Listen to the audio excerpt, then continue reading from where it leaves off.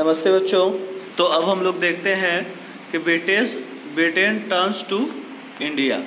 भारत में ब्रिटेन की धीरे धीरे दिलचस्पी बढ़ने लगी और उसका एक बड़ा कारण था उसका रेवेन्यू जनरेट होना। तो faced with the rising demand for indigo in Europe, the company in India looked for ways to expand the area under cultivation. तो कैसे कल्टीवेशन के लिए एरिया बढ़ाना है इसके बारे में कंपनी सोचने लगा, वो रास्ता ढूंढने लगा। So from the last decade of the 18th century, indigo cultivation in Bengal expanded rapidly and Bengal indigo came to dominate the world market in 1788। तो बंगाल इंडिगो जो था, बंगाल का जो इंडिगो था वो धीरे धीरे पूरे वर्ल्ड के मार्केट में डोमिनेट करने लगा। वो अपने क्वालिटी के कारण ज़्यादा से ज़्यादा डिमांड में आ गया। तो इन 1788 only about 30% of the Indigo imported into Britain. तो जो 30% इंडिगो जाता था, अब इंडिया से उसकी मात्रा बढ़ के 1810 के बीच प्रोडक्शन जो है 90% हो गया, प्रोपोर्शन 90%, 95% हो गया। As the indigo trade grew, commercial agents and officials of company began investing in indigo production. अब जैसे ही यूरोपियन लोगों को दिखा, कंपनी के लोगों को दिखा कि इंडिगो में ज़्यादा फ़ायदा है, तो अब इंडिगो के प्रोडक्शन में इन्वेस्टमेंट उन्होंने करना शुरू कर दिया। Over the year many company officials left their job to look after their indigo business. तो बहुत सारे ऐसे ऑफिशियल्स थे, उसने अपना जॉब छोड़ दिया, अब इंडिगो के बिजनेस को वो देख रेख करने लगा। Attracted by the prospect of high profit, numerous Scotsman and Englishman came to India and became planters. तो जितना ज़्यादा हाई प्रॉफिट था, इस हाई प्रॉफिट को देखते हुए बहुत सारे स्कॉट्समैन थे जो यहाँ आए इंडिया में, और उसने वो प्लांटर्स हो गए, यानी कि वो खेती करवाने लगे।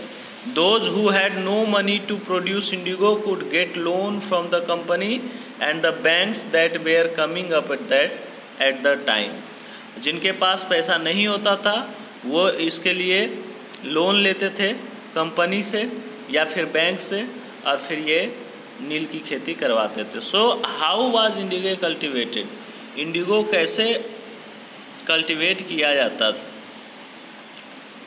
तो there were two main system of indigo cultivation, nij and ryoti. Within the system of niche cultivation, the planter produced indigo lands that he directly controlled. जब वो खुद उस अपने ज़मीन का वो मालिक होते थे, खुद नील का उत्पादन करते थे, तो वो बगान का मालिक भी खुद होता था। दूसरा जो तरीका था, he either bought the land or rented it from other जमींदार and produce indigo by directly employing hired labor।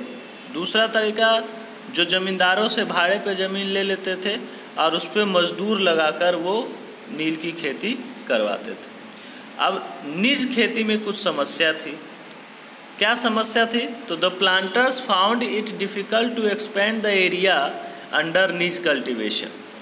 अब प्लांटर्स को ये दिक्कत होने लगी कि निज खेती का क्षेत्रफल कैसे फैलाया जाए, कैसे ज़्यादा से ज़्यादा एरिया में इंडिगो की खेती की जाए। Indigo could be cultivated only on fertile land. केवल उपजाऊ ज़मीन पे ही इंडिगो हो सकता था। And this were already densely populated. और ये एरिया जो था वो काफ़ी पॉपुलेटेड था, पहले से ही यहाँ आबादी काफ़ी ज़्यादा थी। Only small plots scattered over the landscape could be acquired। या केवल छोटे मोटे जो फील्ड थे, खेत थे, यही उनके लिए अवेलेबल हो पाता था जहाँ पे वो नील की खेती कर सकते थे। So planters needed large area in compact blocks to cultivate indigo in plantation. Where could they get such land from? अब इनको बहुत ज़्यादा एरिया ज़रूरत थी जिसमें कि ये इंडिगो का प्लांटेशन कर सके, तो अब इनको ये कहाँ से मिलेगा, इनको ज़मीन कैसे मिले, कहाँ से मिल सकती थी, इसके बारे में ये सोचने लगे. And after that they attempted to lease in the land around the indigo factory. अब ये खेती के लिए ज़मीन को पट्टे पे लेना शुरू कर दिए. अब पट्टे पे लेने का प्रयास इसने शुरू किया, जिससे क्या हुआ कि they evict the peasants from the area. वो उस एरिया से जो वहाँ के मेन किसान थे उस किसानों को हटवा दिया. And but this always led to conflict and tension. लेकिन इससे एक नया चीज़ उभर कर सामने आया कि किसान और कंपनी के बीच में टकराव शुरू हो गया. Nor was labour easy to mobilise. Labour जो थे वो इतने आसानी से मोबिलाइज नहीं हो पाते थे, यानी कि इतने आसानी से उनका इंतज़ाम नहीं हो पाता था. A large plantation required a vast number of hands to operate. और एक बड़ा प्लांटेशन का जो हिस्सा था, बगान का जो हिस्सा था, उसमें मजदूर की काफ़ी ज़्यादा ज़रूरत होती थी. And labour was needed precisely at a time when peasants were usually busy with their rice cultivation. Labour जो थे वो ज़रूरत, मज़दूरों की जो ज़रूरत भी ज़्यादा थी और उसी समय ज़रूरत ज़्यादा होती थी जिस समय धान की खेती होती थी. तो लेबर जो थे वो ज़्यादातर अपना धान की खेती करने में व्यस्त होते थे और इन्हें प्लांटिंग के लिए मज़दूर नहीं मिल पाते थे. निच cultivation on a large scale also required many plow and bullocks. निच कल्टीवेशन के लिए बहुत सारी संख्या में बुलॉक्स यानी बैल और हल की ज़रूरत पड़ती थी.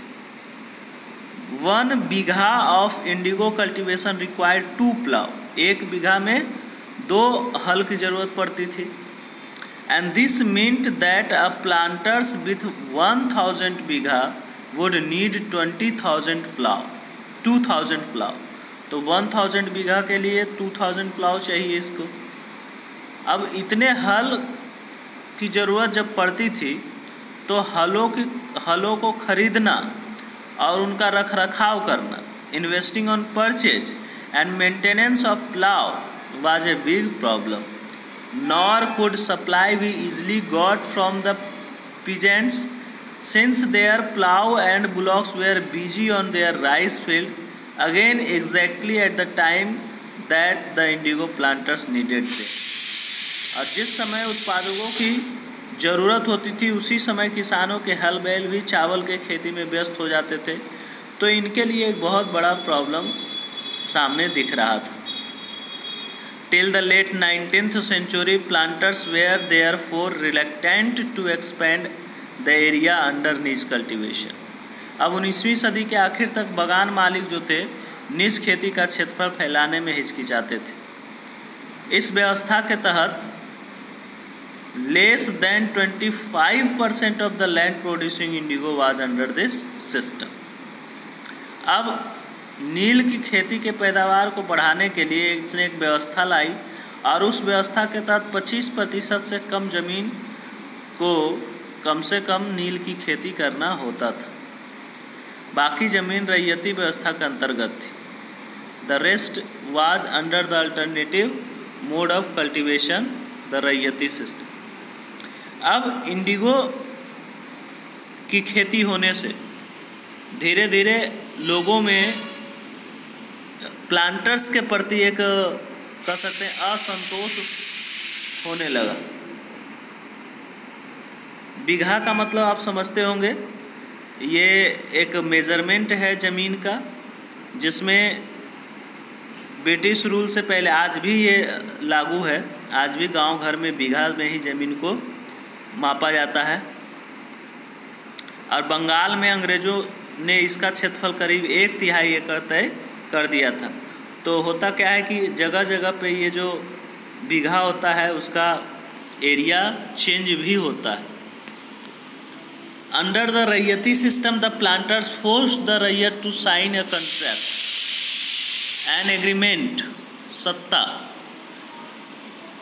तो रैयती सिस्टम के तहत प्लांटर्स जो थे उसने जितने भी रैयत के साथ कॉन्ट्रैक्ट पहले से हो चुका था उनके एग्रीमेंट को ख़त्म करवाना शुरू किया, उस पर दबाव डालने लगा। At the time they pressurise the village headman to sign the contract on the behalf of the ryot. और कभी कभी ये जो मुखिया हुआ करता था, मुखिया को भी ये दबाव डालता था कि ये किसानों के तरफ से, किसानों के बिहाफ पे वो कॉन्ट्रैक्ट साइन करे। Those who signed the contract got cash advance from the planters at low rate of interest। जो कॉन्ट्रैक्ट साइन कर लेता था 25% का, उसको मात्र कम रेट पे कर्ज मिल जाता था। But the loan committee the ryot to cultivating indigo on at least 25% of the area under his holding. लेकिन जो कर्ज लेने वाले किसान थे, रैयत थे, उन्हें अपनी ज़मीन में कम से कम 25% ज़मीन पर नील की खेती करनी होती थी। So the planters provided the seed and the drill while the cultivators prepared the soil, sowed the seed and looked after the crop। तो बागान का मालिक बीज और उपकरण मुहैया करा देते थे और किसान जो होते थे वो ज़मीन को तैयार करके बीज बोना, फसल की देखभाल करना, उसको काटना, ये सारी जिम्मेदारी उनकी होती थी। ये देखिए एक इंडिगो फैक्ट्री दिया हुआ है, उसका पिक्चर जो लोकेटेड है इंडिगो फील्ड के नज़दीक लोकेटेड है।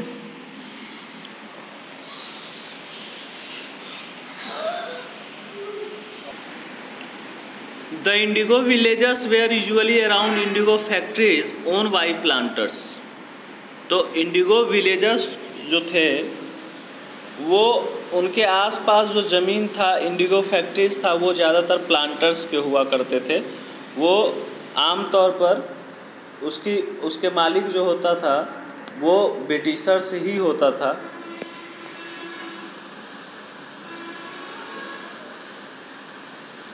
और फैक्ट्रीज़ के आसपास ही ज़मीन होती थी वो। After harvest the indigo plants was taken to the vast in the indigo factory. Plantation के बाद, हार्वेस्टिंग के बाद जो इंडिगो होता था वो उसे इंडिगो फैक्ट्री में ख़रीद लिया जाता था।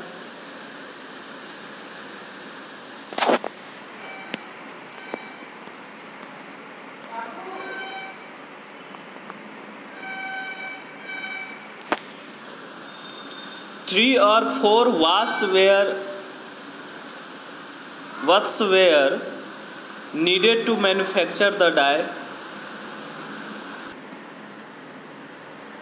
तो 3 से 4 बैट्स की ज़रूरत पड़ती थी डाई बनाने के लिए, मैन्युफैक्चरिंग करने के लिए। और each bats had a separate function. सभी बैट्स का एक सेपरेट फंक्शन था। The leaves stripped of the indigo plants were first soaked in warm water in a bath bed।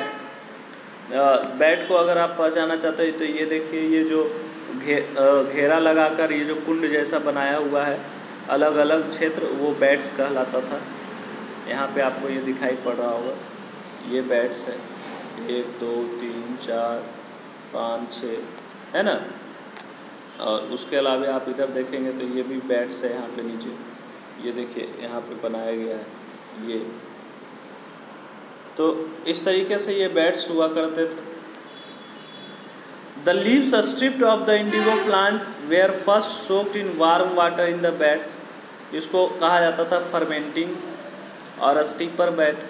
For several hour, कई घंटों तक इंडिगो के प्लांट के leaves को वहाँ पे गर्म किया जाता था, है ना। When the plants fermented, the liquid began to boil and bubble. अब जब प्लांट फर्मेंटेड होते थे तो उससे क्या होता था कि बॉयल होने के बाद बबल निकलना शुरू हो जाता था।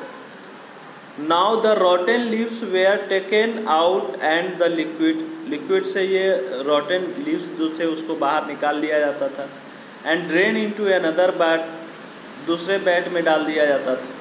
That was placed just before the first bat. In the second bat known as the beater bag, the solution was continuously stirred and beaten with paddle. इसको ठंडा होने दिया जाता था और उसको पैडल से पीटा जाता था दूसरे बैट में। When the liquid gradually turned green and then blue, green से फिर ये जब ब्लू हो जाता था तो lime water was added to the bed, तो इसमें lime water मिक्स कर दिया जाता था। And gradually the indigo separated out in flakes. A muddy sediment settled at the bottom of the bed and the clear liquid rose to the surface.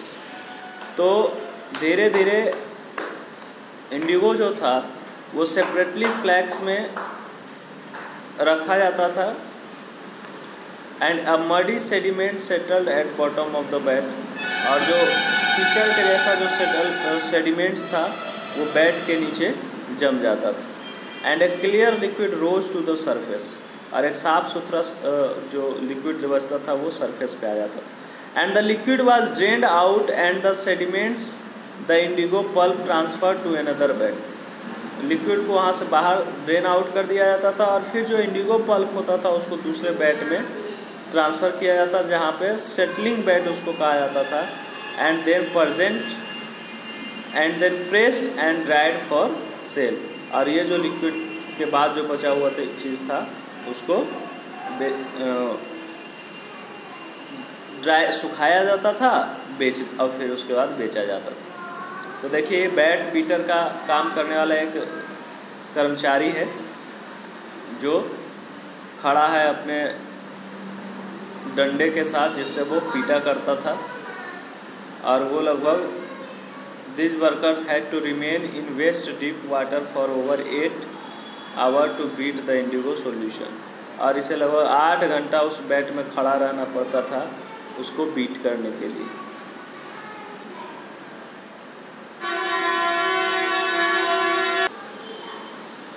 तो ये जो beater है मतलब जो घोलने का काम करता था, या जो कह सकते हैं कि सुखाने का मिलाने का काम करता था बैट बीटर। ये इसका एक पिक्चर है। दूसरा बैट का मतलब होता है फर्मेंटिंग और स्टोरेज वेसल्स, बड़ा बड़ा हौद बना हुआ होता था, उस हौद में फर्मेंटिंग का जो काम कराया जाता था। यहाँ पे एक और पिक्चर है कि किस तरीके से बेचने के लिए तैयार है। तो यहाँ आप देख सकते हैं कि लास्ट प्रोडक्शन स्टेज है प्रोडक्शन का, जहाँ वर्कर्स स्टैंपिंग एंड कटिंग कर रहे हैं इंडिगो पल्प का। And has been pressed and moulded. In the background you can see a worker carrying away the blocks of dyeing, और ये एक बड़ा बड़ा टुकड़ा के रूप में रहता था, इसको पीट कर महीन बनाया जाता था और फिर इसको बाज़ार में भेजा जाता था। When the crop was delivered to the planters after the harvesting, a new loan was given to the रैयत। जब एक फसल तैयार हो जाता था तो फिर रैयत को दूसरा फसल तैयार करने के लिए दिया जाता था loan. And the cycle started all over again, और इसी तरीके से ये लोन का साइकिल और प्रोडक्शन का साइकिल चलता रहता था। Peasants who were initially tempted by the loan soon realise how harsh the system was. एक बार लोन ले लेने के बाद जब ये काम करते थे तो उनको पता चलता था कि कितना कठिन काम है ये। The price they got for the Indigo they produce was very low and the cycle of loan never ended. तो जो प्राइस उनको मिलता था वो काफ़ी कम था नील का, लेकिन ये जो लोन नहीं चुका पाते थे और ये लोन का साइकिल चलते रहता था, बार बार लोन लेना प्लांटेशन करना, लोन लेना प्लांटेशन करना। So there were other problem to.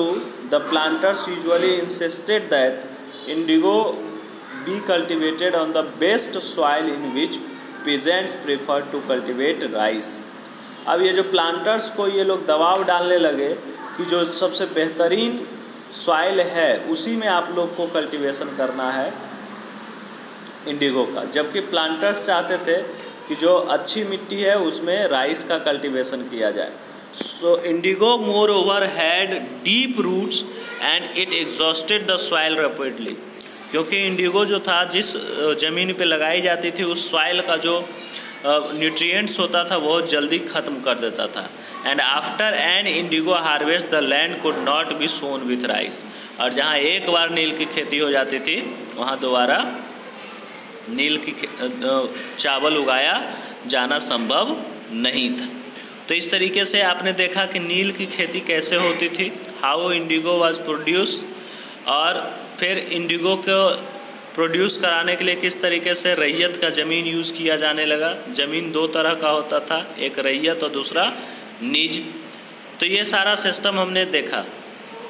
तो इस पर एक क्वेश्चन आप लोग सॉल्व करेंगे कि how was indigo produced and who were involve in indigo production. और अगले क्लास में हम लोग पढ़ेंगे the blue rebellion and after, यानी कि नील का विद्रोह।